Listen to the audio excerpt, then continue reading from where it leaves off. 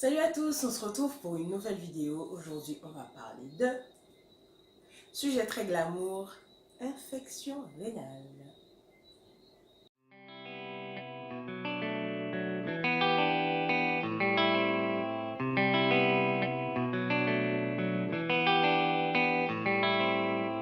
Baby Nama, baby Nama, baby. Alors, déjà pour commencer, je tiens à dire que je ne suis pas médecin, je ne suis pas infirmière, que je ne suis pas biologiste, que je ne suis pas pharmacienne. On vous parle juste en fait de ce qui a marché pour nous, de ce qui nous est arrivé et de ce qu'on a utilisé qui a fait qu'on a pu se sortir de la... Bon, j'arrête. Je disais donc, moi je viens pour ça, donner mes conseils, donner ce qui a marché pour moi, sachant que je suis madame anti-médicaments. Donc voilà, je vous partage ce que j'ai fait. Bon, pour les causes, on va dire que ma cause à moi, c'était que je venais d'arriver en Guadeloupe en fait, je venais de revenir et j'étais surbookée par rapport au taf. Donc j'avais très peu de temps pour manger, pour boire. Un jour, j'ai fait un petit malaise. Donc je me suis dit, bon, il faudrait peut-être que je pense à manger. Mais je me suis pas dit, j'ai pas mangé, mais j'ai aussi pas bu. Je n'ai pas rattrapé le retard niveau hydratation, ce qui a fait que, voilà, un moment, 2 jours après, j'ai commencé à sentir une douleur au niveau des lombaires. Qu'est-ce qu'il y avait encore? Au niveau de la miction, surtout vers la fin, c'était une douleur terrible. Quelquefois, j'avais trop envie, je me disais non, j'ai trop envie d'aller aux toilettes et tout. Et quand j'allais, c'était 2 gouttes qui sortaient, des trucs comme ça. Donc, les symptômes sont un peu répertoriés comme ça. Pour moi, c'était ça. J'avais mal au niveau des lombaires. Donc, euh, j'avais mal sur le bas du dos aussi. Et mon urine était couleur whisky. Voilà, couleur whisky. Donc voilà, bon, comme je vous ai dit, l'école c'était l'oubli de soi.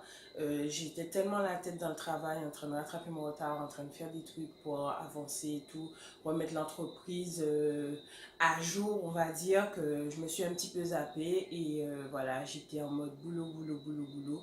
Ce qui a fait que bon, voilà, j'ai fini par faire un petit malaise et le malaise malheureusement ne m'a pas alerté sur le fait que l'hydratation aussi était importante. Donc 2 jours après, voilà, hein, direct. Mais je suis allée consulter 3 jours après parce que je me suis dit, c'est grave.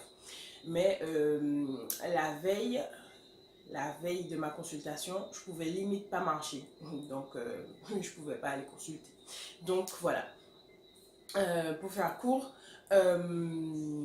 j'ai eu l'infection, j'ai commencé à me soigner moi-même. Donc, mes remèdes étaient, je faisais des jus de légumes verts surtout. Donc, je faisais du concombre, de la courgette, je mettais encore persil. Euh, J'essayais de boire environ 2 bouteilles d'eau par jour, donc 1,5 litre, 1,5 litre, 3 litres. Je faisais les jus en supplément. Et après, j'ai commencé, je suis passée à la pharmacie quand même, j'ai commencé à prendre de l'huile essentielle. Sapoti! Et après, j'ai commencé à prendre de l'huile essentielle d'arbre à thé, ce qui m'a terriblement soulagée. Alors, je prenais environ 3 gouttes d'huile essentielle dans de l'eau, ce qu'il ne faut surtout pas faire. Je prenais 3 gouttes d'huile essentielle dans de l'eau environ 3 à 4 fois par jour. Alors, le pharmacien, après, que j'ai vu après la consultation, m'a dit qu'en effet, l'huile essentielle, quand vous en prenez oralement, il faut éviter de prendre l'huile essentielle pure. Parce qu'en effet, il m'a dit, mais madame, ça ne vous brûle pas? J'ai dit, oui, ça brûle, mais vite fait. Moi, je suis habituée au piment, bon, à mon Jacques. Ça va, ça brûle, mais c'est rien. L'huile essentielle, ça se prend, attention, soit sur du miel ou sur une substance visqueuse. Donc du miel, du sirop, des trucs comme ça descend mieux. Donc il m'a dit, mettez sur du miel au lieu de prendre l'huile essentielle pure, madame.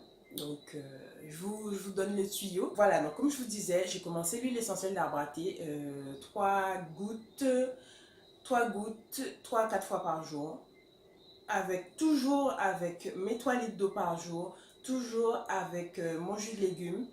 Je vous jure que je commençais à aller mieux. Je commençais à aller mieux parce qu'à un moment, j'étais tellement endolorie que je pouvais plus bouger, je pouvais plus marcher, j'étais paralysée. Limite, je pouvais pas bouger, je pouvais pas m'asseoir, me relever. C'était trop compliqué. C'était trop compliqué à cause de la douleur. Donc, j'ai su par la suite que les gens qui ont des infections rénales vont à l'hôpital. J'ai commencé à adapter un espèce de régime autour de ça parce que je me suis dit, bon, dans la famille, on a des antécédents, je dois faire très très gaffe. Surtout que dans ma famille, bien sûr, mes parents, ma tante, on commençait tous à me dire, non mais Léa, va voir un médecin, va voir un médecin, va voir un médecin. Et puis moi, j'étais en mode, oui, je vais bien aller voir le médecin, mais on va me prescrire des médicaments. Les médicaments, vous savez déjà que j'aime pas ça. Donc limite, je vais aller consulter, c'est pour qu'on puisse me donner des médicaments. Les reins doivent filtrer les médicaments. Non, je veux pas. Donc voilà, je me suis dit, Léa, essaie de se soigner au maximum et au pire, va quand même consulter un médecin. Voilà, pour être sûr de ce que tu fais au moins, ne pas faire n'importe quoi et au moins tu auras un avis de professionnel de santé.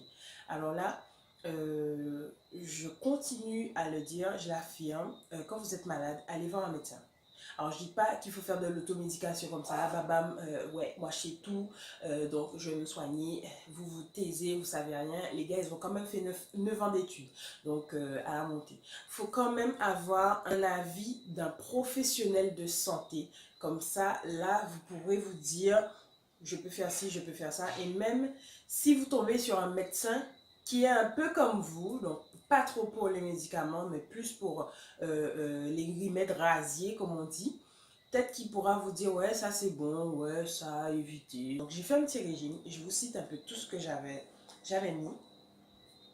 Les féculents, j'ai bazardé. Les produits laitiers, j'ai bazardé. Tous les matins, je prenais un verre où je faisais du jus de citron avec de l'eau, que je buvais le matin à jeun en fait. Ensuite, je continuais tout ce qui était jus de légumes, comme je vous disais, légumes verts. Les fruits que je pouvais manger en mode à gogo, c'était la pomme, comme je vous disais, et la pastèque. Parce que là encore c'est gorgé d'eau.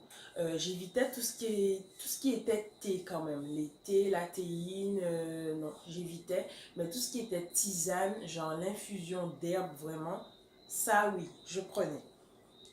Donc les tisanes, je mangeais beaucoup de salade, toujours les 3 litres d'eau par jour. Et je buvais aussi du jus de carotte. Donc ça m'a aidé un peu. Après, avec le jus de carotte, j'ai acheté un petit flacon de concentré d'huile essentielle qui s'appelle L52. On trouve ça à la pharmacie aussi. Donc, c'est 52 huiles essentielles, si je me souviens bien. Et je mettais 30 gouttes dans mon jus de carotte le matin. Et c'est tout. Voilà, dans la journée, c'était 30 gouttes seulement par jour, on va dire. Et ça me permettait de peu renforcer les défenses immunitaires. Et j'ai commencé aussi l'huile essentielle de menthe poivrée. 2 gouttes le matin ou le soir ou dans la journée.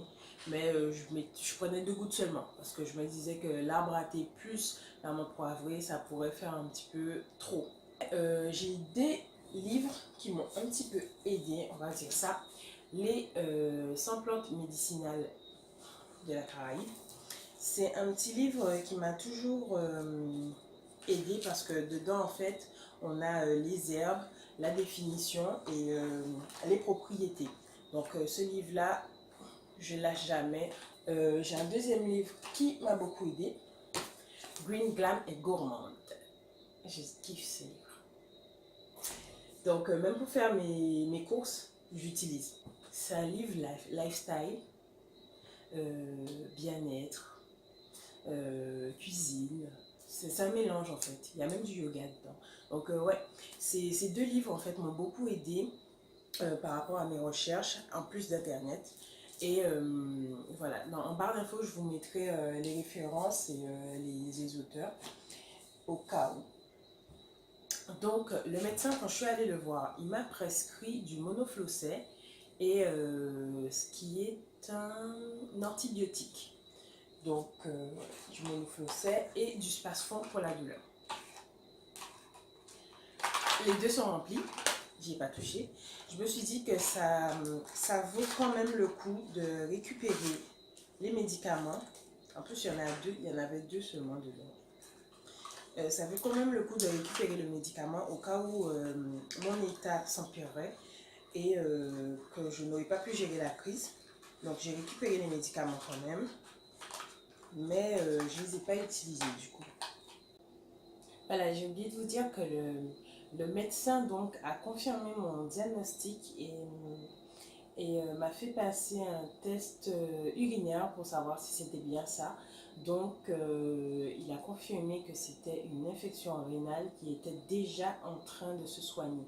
Donc il m'a dit que finalement ce que j'ai fait, ça m'a aidé. Mais qu'au stade d'infection rénale même, il n'aurait pas pu me donner du monoflossé, il m'aurait donné un médicament encore plus fort. J'ai pu par la suite faire d'autres recherches sur internet où j'ai trouvé des propriétés intéressantes pour la chlorophylle, pissenlit et la myrtille aussi. Voilà, myrtille aussi. Moi je savais même pas la myrtille, sachant que j'adore ça. Donc voilà, après quand vous avez ce genre de choses, la paralysie, j'aurais pu l'éviter si j'avais fait des exercices. Même si j'avais transpiré, même si j'avais eu mal, ça m'aurait permis de ne pas rester bloquée et de ne pas, en fait, laisser la douleur prendre l'emprise sur moi. Donc, je vous le conseille, si vous aussi vous vous retrouvez dans ce cas-là, en fait, si vous avez mal, ne restez pas recroquevillé avec une position en essayant de soulager, en essayant de vous dire ça va passer, en essayant de boire et tout. Non.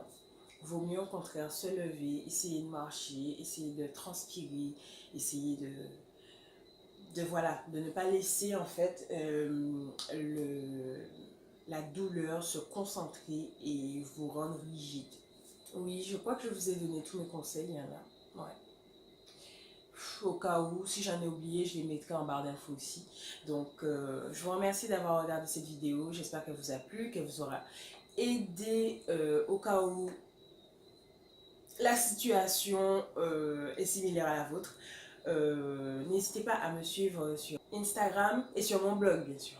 Voilà, on se retrouve pour un article bientôt sur les fêtes de Noël, je pense. Donc voilà, j'espère que vous avez aimé cette vidéo et puis je vous dis à très bientôt pour une prochaine.